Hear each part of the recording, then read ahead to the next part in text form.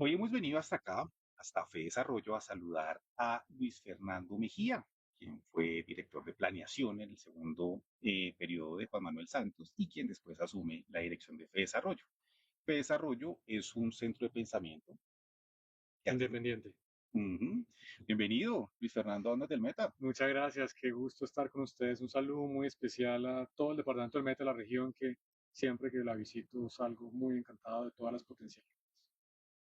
Recientemente, el Centro de Estudios Fe Desarrollo lanzó, publicó el informe que es una propuesta para el desarrollo de la Orinoquía colombiana.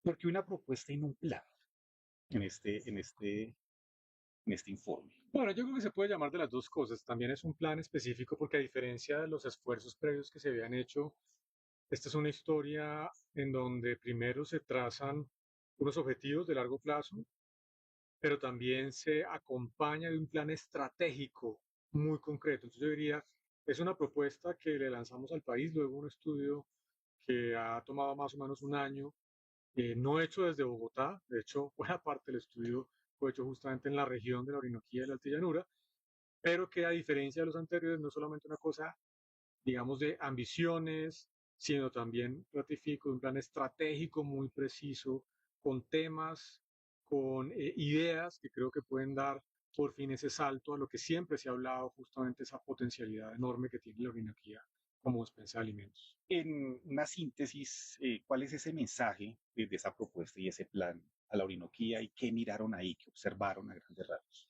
Mira, lo primero yo diría, esto es un plan que si bien suena como aspiracional, tiene un componente que creo puede ser transformacional. Cuando uno piensa en el crecimiento económico de Colombia, que se ha venido reduciendo paulatinamente, y hoy en día, este año, por ejemplo, vamos a crecer alrededor del 2,6%, no estamos en las cifras que eran históricas de Colombia, que eran 4 o 5%, y empieza uno a mirar fuentes del financiamiento, del crecimiento económico, pues surgen tal vez muy pocos candidatos. Uno de ellos el turismo, donde se han venido trabajando como políticas de Estado ciertos planes para atraer cada vez más Hay un turistas enfoque en el turismo, ¿cierto? Sí. totalmente.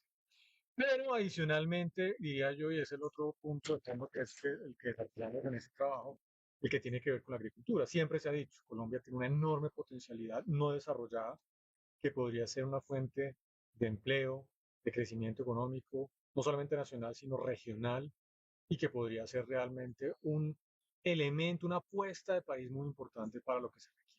¿Qué hicimos nosotros? Lo primero es mirar el Mato Grosso, que fue ese enorme desarrollo que se ha dado en los últimos 30 años en Brasil, para mostrar que esto se puede hacer, que eso requiere una coordinación entre el gobierno, entre los agentes privados, que son los que ponen la plata, pero indudablemente las lecciones del Mato Grosso, pues, que la analizamos en detalle, pueden ser muy importantes como una ruta para lo que requiere la región de la Oriente.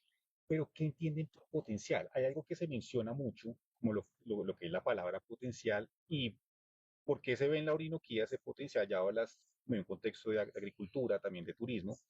Em, Entonces, como qué se entiende, como en este caso, por qué se ve potencial en la Orinoquía? Por qué no se potencial no se ve en otras regiones hasta el momento y por qué es en la Orinoquía? Claro que sí, mira, entonces el tema es muy, muy sencillo. La altillanura, la Orinoquía en general, tiene planicies y eso implica una potencialidad de producción agropecuaria. ¿De qué estamos hablando? Estamos hablando descontando las hectáreas que tienen obviamente protección especial ambiental, protección especial por comunidades, todo lo que digamos no se podría eventualmente explotar para la producción de alimentos. Estamos hablando mal contados de 7 millones de hectáreas en la Orinoquía. ¿Cuánto está explotando hoy en día la Orinoquía? Menos de 300.000 hectáreas.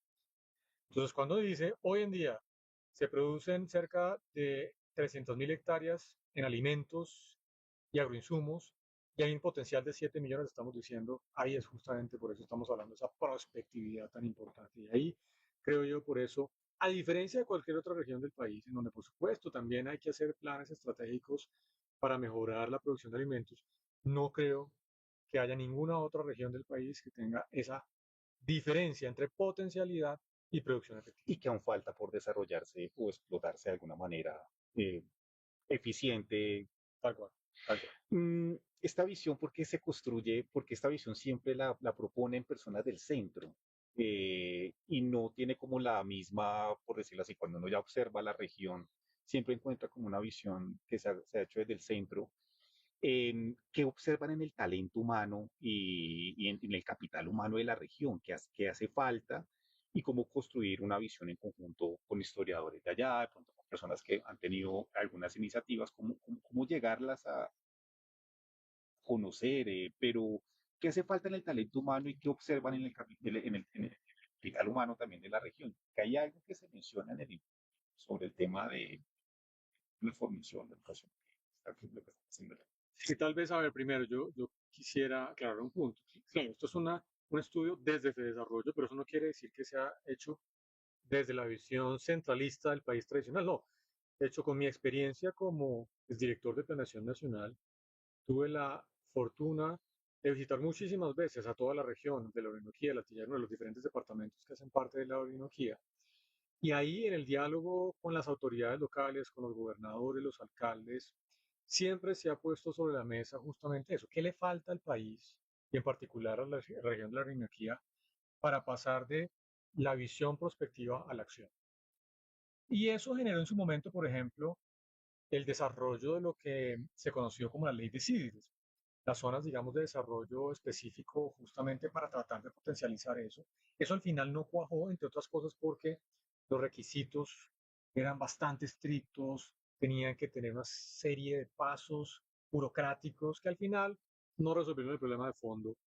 Y ahora, más recientemente, y también en diálogo con las autoridades a nivel local, de hecho, muy recientemente hablamos con la gobernadora del Meta, justamente le contamos de esto, nos dio insumos también para este plan.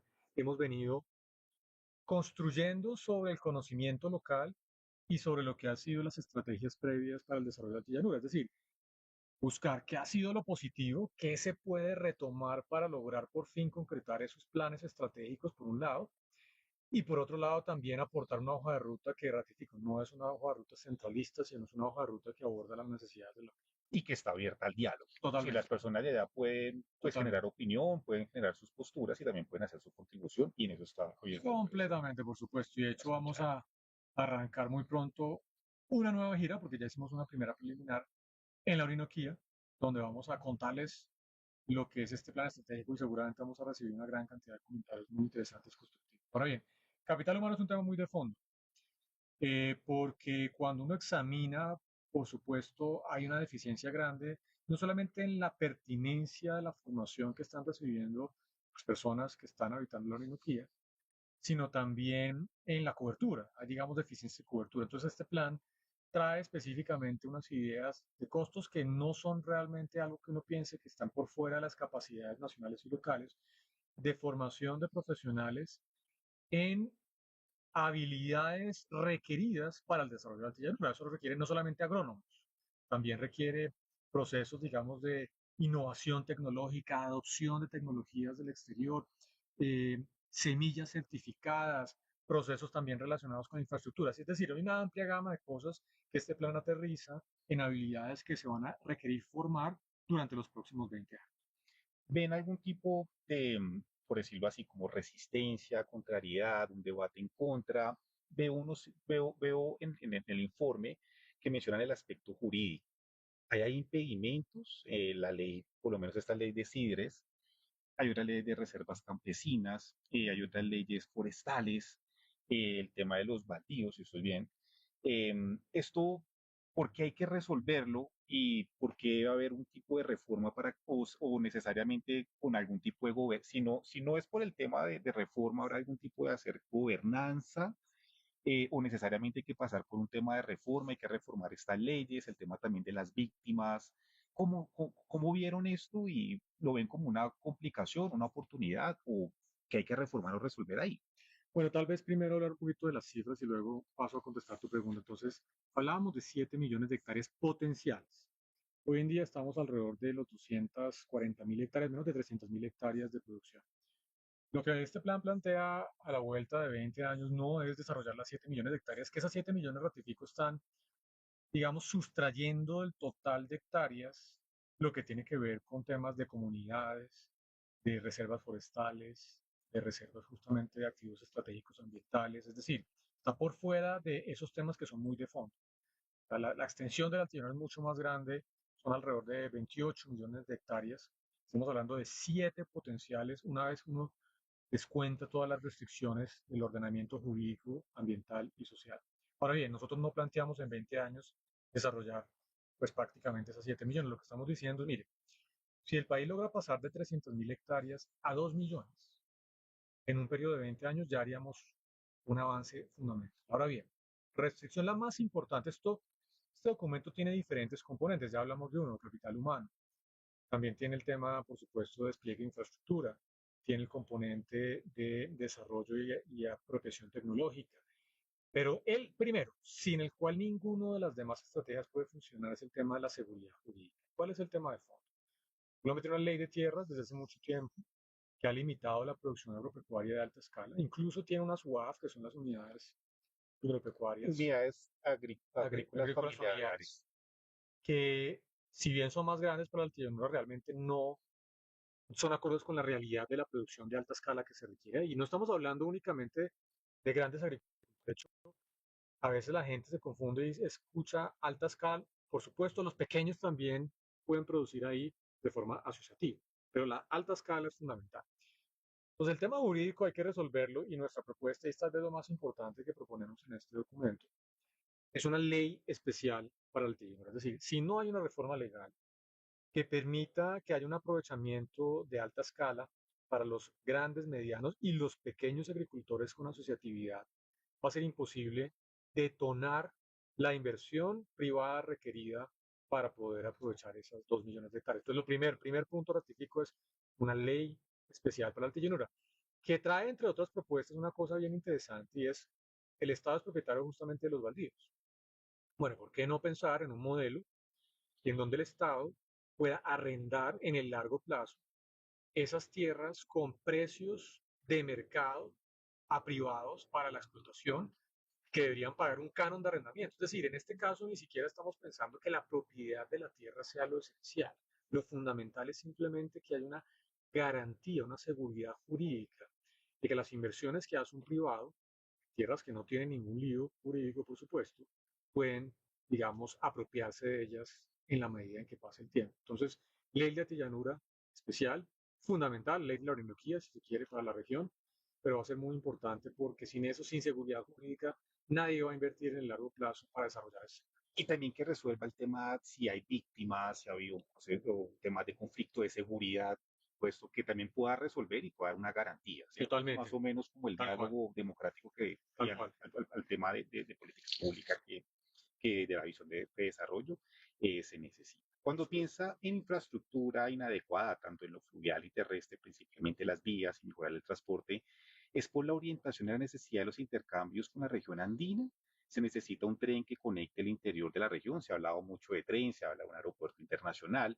Ve imposible el intercambio comercial con Venezuela y el comercio exterior por el Orinoco. Entonces tenemos el tema de la infraestructura. Una infraestructura que a mi parecer está orientada hacia la región central, pero adentro se necesitan también como estas conexiones de un tren, el tema fluvial, por ejemplo, que están.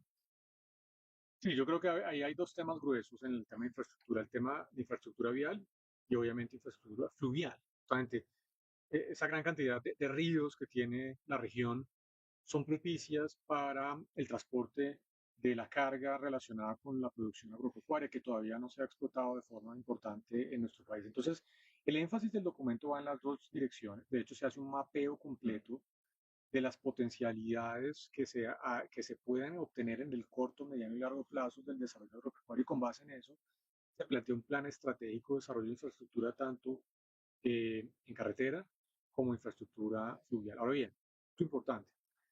Este documento no va al detalle de proveer un plan maestro de transporte para la Orinoquía, que es justamente una de las recomendaciones que hacemos nosotros. Hay algunas cosas emblemáticas que se mencionan, pero esto va a requerir es que se ponga a trabajar ya el país, ojalá desde el liderazgo de las autoridades locales y obviamente el orden nacional, en un plan maestro de infraestructura. Y infraestructura no quiere decir únicamente carreteras, que por supuesto que hay que hacerlas, especialmente las vías terciarias para conectar los centros de producción local con los grandes centros de consumo urbano e internacional, por supuesto, a nivel mundial. Entonces, eso hay que hacerlo.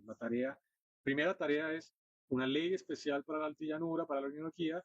Segunda tarea, un plan maestro de transporte para la Orinoquía que involucre todos los modos y que los combine de forma eficiente para mejorar la productividad. Y eso vendrá, se menciona algo de los planes de ordenamiento territorial, también vendrá con una configuración de ciudades, un poco como de nodos, como esos temas que se trabajaban en planeación, si son ciudades Totalmente, nodales o son aglomeraciones, totalmente. y un sistema de ciudades que también ahí entraría. ¿Ve imposible el intercambio comercial con Venezuela y el comercio exterior por el Orinoco? El Orinoco pues tiene una salida al Atlántico, hay una salida por Arauca hacia Venezuela. ¿Cómo ves como este tema lo ves imposible? No, mira, se me olvidó contestar esa parte de la pregunta. Eso es muy importante porque cuando uno piensa justamente hacia adelante, pensando en largo plazo, cuando las cosas ya estén, digamos, más, más resueltas en Venezuela, haya democracia, haya intercambio comercial más dinámico entre Colombia y ese país, que además es obviamente pues un país con el cual compartimos una frontera muy extensa, muy cercano, de cultura, etcétera, etcétera. Obviamente también tiene que estar el componente de poder sacar la carga por Venezuela, indudablemente. Lo que pasa es que, claro, en el corto plazo uno piensa que las consideraciones políticas dificultarían un plan estratégico binacional que permita desarrollar las inversiones requeridas para potencializar eso. Pero eso tiene que estar en el tintero y siempre lo va a estar, porque indudablemente, pues por el río seguramente va a ser una fuente importante, especialmente destino para mercados internacionales, en donde Colombia, ahora que estamos hablando justamente de la dependencia de nuestro país a las exportaciones de Estados Unidos, tiene ahí unas potencialidades muy grandes de aprovechar esos tratados de libre comercio con Europa, con países del Asia y ser, digamos, servir de despensa de alimentos una vez obviamente se satisface el consumo local. También la Comunidad Andina de Naciones, también un poco También hay que mirar hacia el sur, por ¿cierto? supuesto, Mercosur también sería interesante. indudablemente. Hay una vía, hay un proyecto que siempre se ha mencionado, que es la Ruta Nacional 34 o la Transversal de la Macarena, que es una conexión del departamento Meta, Huila y el Cauca hasta el Valle del Cauca hasta el Océano Pacífico. ¿Por qué no se menciona esta propuesta? Y también en el tema de intercambio de fertilizantes mencionan al Huila.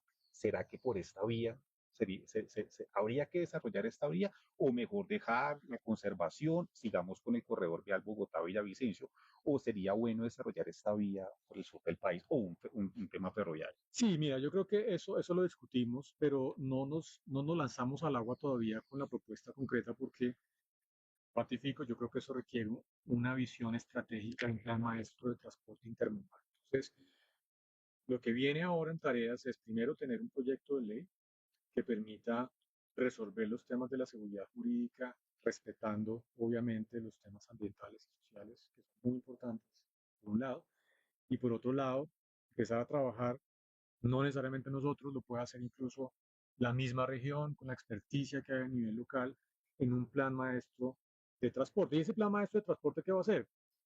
Va a ser una visión estratégica de lo que podría ser el desarrollo de estas 2 millones de hectáreas en los próximos 20 años, en donde podrían estar ubicadas, por ejemplo, dadas las restricciones legales que existen y que ya hablamos. Y una vez se haga ese mapeo, empezar a hacer ya el mapeo complementario de la infraestructura requerida, tanto ferroviaria, fluvial, como de carretera, y ahí empezar ya a dar, digamos, unas luces sobre esa pregunta que tú me haces.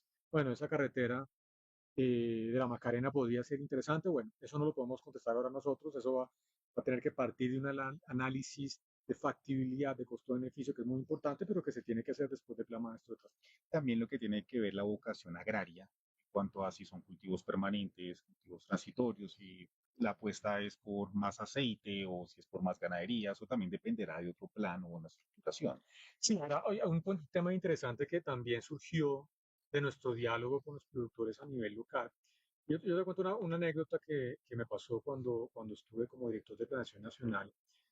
La sensación, digamos, del diálogo con los expertos en el agro es que Colombia no era un país que pudiera ser competitivo en la producción de maíz.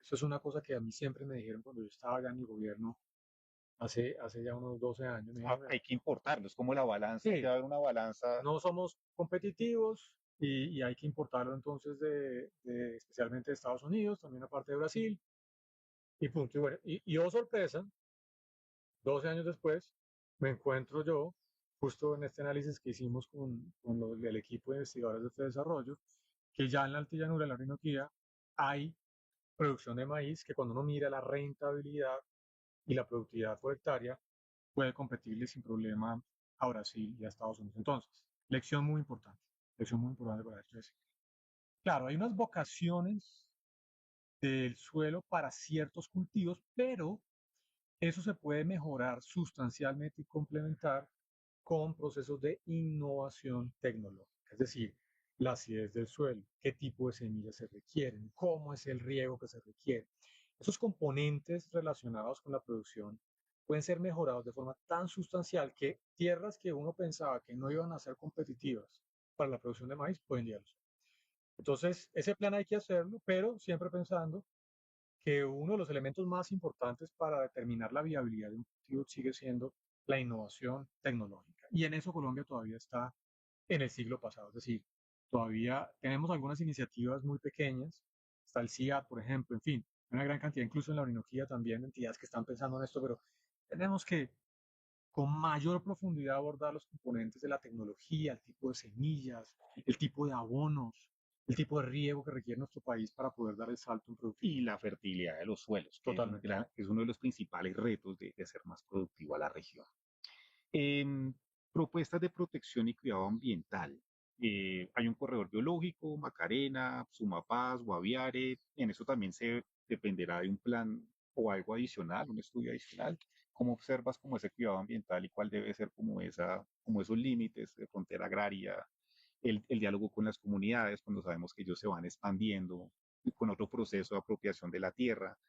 Tenemos grandes tierra y tenemos también pequeños, pero hay una dinámica que se empieza a dar como la deforestación y también como un poco la destrucción de ya de hábitats o de ecosistemas. ¿Cómo ves esto o qué retos puede llegar a tener una propuesta de protección y cuidado del ambiente? Pues, o no se necesita un límite de la frontera agraria. Claro que sí es necesario, por supuesto. Colombia ha tenido una serie de compromisos muy importantes en materia ambiental, tiene unas metas, por supuesto, de reducción de emisiones que superan el 50% al 2030. Vamos a ver si logramos llegar allá, pero el desarrollo de la agricultura, la nueva visión de la agricultura, por supuesto, tiene que incorporar de manera central la visión del desarrollo sostenible. Sin eso, por supuesto, incluso ya pensándolo para los temas de exportaciones, ya se vienen todas las certificaciones relacionadas, por ejemplo, con la no deforestación. Entonces, eso tiene que ser fundamental en el giro del negocio de cualquier pequeño, mediano, grande agricultor que piense desarrollar este tipo de proyectos. Entonces, lo primero, ratifico, todas las zonas que han sido, digamos, declaradas zonas de reserva ambiental o que tienen activos estratégicos ambientales fueron descontadas de nuestra visión, pero incluso eso no implica que el desarrollo de estas 2 millones de hectáreas en los próximos 20 años también, por supuesto, debe tener planes de manejo ambiental que mitiguen los impactos negativos de lo que puede ser esa expansión de la frontera. Ahora bien, yo lo que veo de manera Como positiva, carbono cero, tal carbono cual, neutral. no pensar, digamos, en que sea una meta, digamos, de carbono cero, que se compensen, digamos, las expansiones de la frontera. Ahora bien, como es la altillanura, una parte muy importante de la altillanura justamente tiene esa ventaja y es que no es bosque, ¿no? Y eso, digamos, facilita. Ahora, eso no quiere decir que no vaya a haber impacto ambiental, por supuesto que lo puede haber y eso tiene que ser parte central del plan estratégico. Ahora bien, un tema que también es clave en esta discusión ambiental es que cuando uno tiene un plan estratégico desde el orden nacional como una política de Estado que le permite a los productores formales desarrollar de manera sostenible cultivos para el abastecimiento de alimentos a nivel nacional e internacional, eso también justamente evita la expansión informal de la frontera agrícola, porque Generar los incentivos. claro, porque parte del problema es que, claro, los campesinos dicen, mire, tengo que, tengo aquí la tierra, tengo que expandirla, pero hay una serie de regulaciones que no lo permiten, entonces lo hacen de forma informal. Si uno tiene un plan estratégico bien claro, con incentivos adecuados, alineados y obviamente con el manejo ambiental requerido y social, pues eso obviamente creo yo podría mitigar también Y buena también parte de con los las problemas. sanciones por si alguien, Claro, en fin, incumplimientos, tiene que haber supervisión, compromisos y ¿no? participación de la comunidad también, Totalmente, ¿cierto? totalmente. Entonces yo creo que parte de esto también es resolver esa informalidad, esa forma, digamos, del día a día que se va expandiendo esa frontera agrícola sin ningún tipo de ordenamiento desde el territorio, desde el orden nacional. Esto es en grandes rasgos lo que Desarrollo propone, ya un poco de lo que tiene que ver con la situación fiscal del país, el tema del recaudo, el déficit fiscal, el control del gasto primario. Bueno, en todo esto, digámoslo así, como cuál es esa, cómo recuperar el grado de inversión, empezando por ahí. Y si este gobierno lo va a lograr, o tendremos que esperar al próximo tomar las correcciones. Em, ¿Hay posibilidad de crecer más, volver como a un 4 o estar sobre el 3? ¿Y cuáles son esos desafíos, tanto a nivel país como globales, de la economía colombiana? En tema del déficit fiscal, ¿cómo lo ves? Muy bien, tal vez antes de contestar esta pregunta, invito a todas las personas que nos están viendo a que consulten este documento de propuesta de desarrollo. Está disponible en nuestra página web. Simplemente pongan ahí en cualquier buscador propuesta de la altillanura de desarrollo. Ahí pueden consultarlo. Yo creo que es útil también que ustedes lo puedan leer, lo puedan estudiar, lo puedan complementar y cualquier observación, por supuesto, más que bienvenida, la pueden hacer llegar a nuestra institución. Ahora, pasando al tema fiscal. Bueno, fíjate, parte de lo que estamos pensando en el desarrollo de Altillanura es que, claro, esto va a requerir ciertas inversiones, especialmente en infraestructura, pero quienes van a arriesgar su capital no va a ser el gobierno, va a ser los privados, los pequeños, medianos y grandes agricultores. Y en el contexto justamente de una limitada capacidad de gasto, porque el gobierno este año va a tener que recortar el presupuesto, el nuevo gobierno el próximo año va a llegar con, como siempre dicen, en este caso sí que va a ser cierto, con la olla raspada. La capacidad del nuevo gobierno para hacer nuevas inversiones va a ser muy limitada. Y yo creo que por eso es interesante lo de la agricultura, porque una vez hay un ordenamiento jurídico, unas condiciones dadas de la legislación, el sector privado hace su tarea. Fíjate que nuestro documento no pide subsidios, no pide exenciones tributarias, nada. Simplemente dar, fijar las condiciones, la cancha de juego para que el sector privado pueda hacer su tarea. Y es muy interesante en un contexto justamente en el cual el gobierno no tiene muchos recursos. Ahora bien, entonces pasemos al tema fiscal. El tema fiscal tiene que ver con cómo el país después de la pandemia aumentó su gasto de forma importante. Para hablar un poquito en cifras, más o menos, en términos del tamaño de la economía, Colombia tenía un gasto de más o menos 18% del tamaño de la economía y después de la pandemia llegó a 22%, subió en 5 puntos porcentuales y se quedó ahí después de la pandemia. Es decir, a diferencia de los demás países que aumentaron su gasto en la pandemia y luego lo redujeron, Colombia aumentó su gasto, se quedó ahí. Continuó con ese mismo gasto, ¿no? Hizo reformas tributarias, la del 21 y la 22, como para tratar de compensar ese aumento permanente del gasto, pero no dieron las cuentas, a pesar de que se pensaba que la última reforma iba a ser la más ambiciosa, la historia, bla, bla, bla. No dio. Y esto es como, mire, como en cualquier hogar. Un hogar tiene unos ingresos en el año, tiene unos gastos.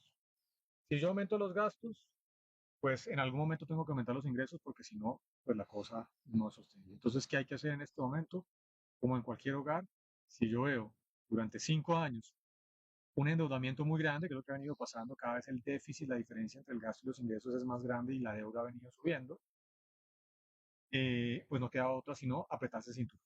Sí, hay que recortar Hay que recordar el gasto, no hay más. recuperar el grado de inversión. No va a ser posible en el corto plazo, la deuda. No lo ves No, posible? no, en el corto plazo no va a ser posible. La deuda el año pasado cerró en niveles de la pandemia 60% del tamaño de la economía. Así que el nuevo gobierno va a encontrar una situación fiscal muy dura, va a tener que recortar el gasto. Así que bueno, yo en este gobierno pues no se va a recuperar la gran inversión. Próximo gobierno, dependiendo de qué tan ambicioso sea, si se ve un gobierno con una capacidad de recortar el gasto de forma importante y además generando eficiencias, mejorando la productividad del gasto público, pues eventualmente se podría, pero por ahora no lo vemos así. PIB, proyección de PIB, ¿cómo puede cerrar este año? Bueno, y eso lo voy a tomar también para contarte un poquito el impacto del crecimiento de nuestra estrategia de Planeta Llanura. Entonces, este año el crecimiento va a ser 2.6%. Nosotros tenemos esa cifra de pronóstico para el 2025 desde el año pasado. El gobierno acaba justamente de reducir su pronóstico de crecimiento del 3 al 2.6 para este año, es decir, se pegó a la cifra de desarrollo. Es una cifra que digamos que está manejando en general el mercado. Interesante, impactos económicos del plan de desarrollo agropecuario en la Orinoquía y el Altillano. Cuando uno habla del crecimiento agregado del 2.6%, eso quiere decir más o menos que todas las regiones del país están creciendo en esa cifra. Es decir, es muy atípico ver que si el país crece 2.6, que, por ejemplo, en la Orinoquía haya un departamento que esté creciendo al 4 o al 5. Todos más o menos están creciendo. Incluso la Orinoquía ha crecido por debajo del promedio de la economía por el efecto de la caída en la producción del El petróleo. petróleo que es completamente dependiente, Sí, sí. entonces tú miras, el meta ha crecido por debajo del crecimiento nacional, que no ha sido muy alto, 1.6, 1.7 los últimos 3 años. Entonces, ¿qué impactos podría tener esto? Entonces, una cosa interesante que hicimos en el estudio es cuantificar esas 1.700.000 hectáreas adicionales en materia de crecimiento del PIB agropecuario departamental y del PIB agropecuario nacional y por ende pues, de la economía. Entonces, y te voy a dar dos cifras muy importantes e impactantes. Meta, el departamento del Meta y el departamento del Casanare, eh, perdón, y Bichada, perdón, Meta y Bichada, podrían crecer en los próximos 20 años entre el 7 y el 10% anual. Promedio de crecimiento en los últimos años ha estado por debajo del 2%, es decir, se multiplicaría por 5 el crecimiento económico del departamento del Meta y el Bichado. O sea, hay una potencialidad enorme. Ese es el tema de la potencialidad, la potencia que ustedes miran, la Entonces, potencialidad. entonces ¿esto qué se traduce? Mayores empleos, mejor calidad de vida. Cuando tú miras el comportamiento, por ejemplo, de Mato Grosso hoy en día es una de las regiones, subregiones, digamos, de Brasil con más alto crecimiento y menor nivel de desigualdad, porque esta es una estrategia incluyente. Esto no es grandes capitales, es una cosa que desarrolla de manera integral el agro y el campo. Entonces, crecimiento puede estar entre el 7 y el 10%. ¿Cuál era tu otra pregunta? Aparte de crecimiento. Sí, pero para este año, Para esta como las proyecciones que ya hay dos de seis, dos seis. dos Como seis son de 6, que es una cifra que no es una cosa que lo deja uno tranquilo, porque Colombia a largo plazo ha crecido alrededor del 4%, entre 3,5 y 4. 2,6 sigue estando muy por debajo. Y vuelvo al punto inicial de nuestra discusión. Cuando uno piensa, bueno, ¿cómo Colombia puede escapar de un crecimiento potencial del 2,5 y subir al 3,5, 4? Pues justamente el agro puede ser ese elemento dinamizador de la economía. y también dejar como a un lado el tema minero, del petróleo principalmente, ¿cierto? Como un enfoque, una importancia mucho más al agro que al tema como a esa dependencia con el petróleo. Yo lo llamaría es una fuente adicional de crecimiento. No es que se sustituya Ok. un sector por otro. Obviamente que en algún momento, a la vuelta de 30, 40 años, el sector petrolero va a caer rápidamente por cambios en la demanda mundial, por los procesos, compromisos de descarbonización, reducción de emisiones. Pero no es hoy sustituir el petróleo y el carbón por agro, no. Hay que hacer las dos cosas, hay que hacer el petróleo y el carbón bien hecho como fuentes, además de regalías, muy importante para la región, que pueden financiar planes de infraestructuras, que en las afugias fiscales que estamos en el orden nacional, la pregunta es, bueno, ¿y dónde sale la plata de infraestructura para el orden departamental y regional? Bueno, pues una fuente razonable es justamente los recursos de regalías. Entonces no es para sustituir, al menos en el corto plazo, obviamente hacia adelante, pensando en los próximos 30 años, cuando uno mira la Orinoquía, pues seguramente va a ser un sector que va a estar enfocado en el desarrollo. ¿Qué pensaría uno? Si uno tuviera una máquina del tiempo y dijera, bueno, 30 años después estamos ya, ¿qué está haciendo la Orinoquía? Pues seguramente agricultura y turismo van a ser los motores de crecimiento de esa región y este plan pues pretende aportar en esa dirección. Esa es la propuesta que hace de desarrollo y el potencial que observa en la región de Copias. Gracias. Luis Fernando, te agradecemos mucho este espacio que nos has brindado para Ondas del Meta con el mensaje de la propuesta de desarrollo para la Orinoquía. Estaremos muy pendientes de la información económica y de las novedades también del Centro de Pensamiento. Muchas gracias. Encantados por la invitación, gracias de nuevo y por favor lean el documento, comentarios más que bienvenidos. Esto tiene que ser un proyecto de país, en donde obviamente la región puede aportar muchísimo con su conocimiento, con sus capacidades a que este plan estratégico pues, se pueda llevar a cabo y pueda impactar positivamente el bienestar de todos los habitantes. Gracias por la invitación. Compartiremos también el documento, la información ahí en la página. Muchísimas gracias y que estén muy bien.